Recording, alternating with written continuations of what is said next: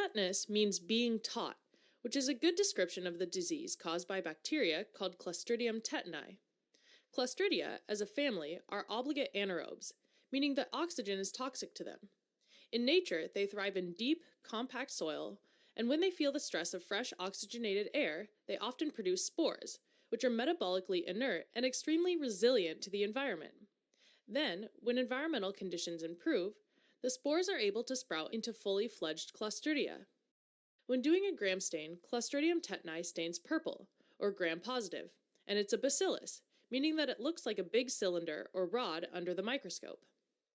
Clostridium tetani is notorious for one of its toxins, called tetanospasmin, which can severely disrupt the neuromuscular system of mammals. Tetanospasmin works by entering special inhibitory neurons called Renshaw cells. Once they get inside, tetanospasmin cleaves snare proteins, which are proteins that pull vesicles that are loaded with neurotransmitters to the neuron membrane. When the snare proteins are cleaved, it prevents the release of inhibitory neurotransmitters, like glycine and GABA. You can think of snare proteins as the rails, and the vesicles as trains that are loaded with neurotransmitters. The tetanospasmin destroys the rails so that the trains can't move. The role of Renshaw cells and inhibitory neurotransmitters is to fine-tune the action of the alpha motor neuron, which is in charge of sending the actual signal for contraction to the muscle. In tetanus, Renshaw cells fail to work, and the alpha motor neuron keeps firing without any inhibitory control, causing muscle rigidity and spasm.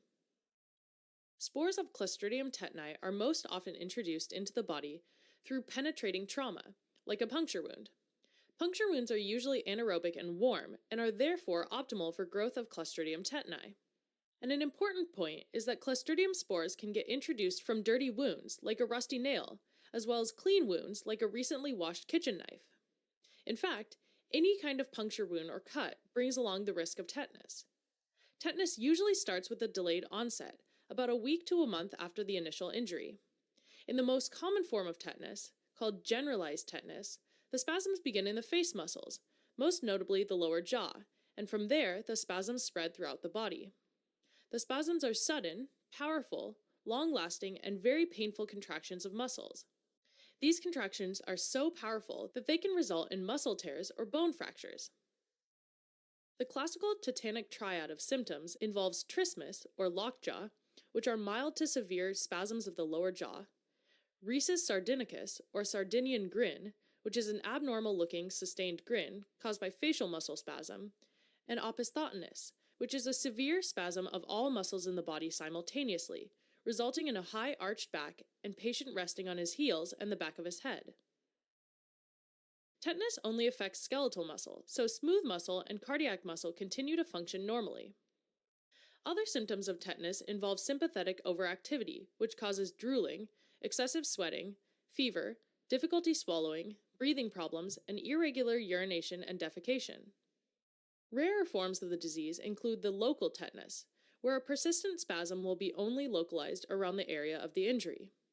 This condition persists for a few months, but will gradually subside, with less than 1% mortality. Even rarer is the cephalic tetanus, which is limited to the muscle supplied by the 12 cranial nerves only. This can happen in the case of head trauma, such as skull fractures, eye injuries, middle ear infections, and sometimes even from tooth extractions. Cephalic tetanus is more likely than other types to cause death. There's also neonatal tetanus, which happens to newborns of mothers that have not been immunized against tetanus themselves. If the umbilical cord is cut by a non-sterile instrument, the newborn can develop highly lethal neonatal tetanus.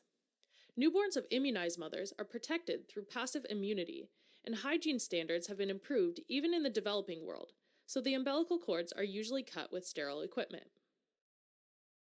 The diagnosis of tetanus is based on the clinical appearance. One clinical test is called the spatula test, and it involves touching the posterior pharyngeal wall with a wooden spatula and observing the effect.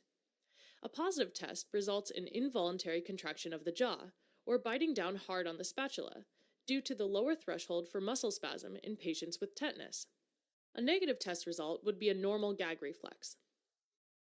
Tetanus toxin can also be found in the serum using a bioassay. Finally, culturing Clostridium tetani is very difficult because anaerobes are notoriously difficult and slow to grow. Tetanus is usually treated with tetanus immune globulin, or TIG, which is an antitoxin that binds to circulating tetanospasmin. In addition, muscle relaxants, pain medication, and other supportive care measures are taken while the immune system clears the infection. Full recovery can take a few months of intensive care, as the body's neurons slowly heal. Fortunately, tetanus infection can be prevented with the tetanus toxoid vaccine. Vaccination generates active immunity by injecting weakened or dead versions of the disease agent into the body. Tetanus vaccines in childhood and adolescence are given in the form of a triple vaccine that covers diphtheria, tetanus, and pertussis in a single jab. Alright, as a quick recap, Clostridium tetani is a sporulating, gram-positive bacillus anaerobe that makes the toxin tetanospasmin, which causes tetanus by disrupting the release of inhibitory neurotransmitters from Renshaw cells. Tetanus comes in 4 clinical types: generalized, local, cephalic, and neonatal. Tetanus is characterized by powerful, violent muscle spasms, summed up by trismus, or lockjaw, rhesus sardonicus, a persistent grin, and opus thotonis, a highly arched back with patient resting on his head and heels. Treatment of tetanus involves application of tetanus immune globulin and supportive care measures. Finally, tetanus vaccine immunization can prevent the disease.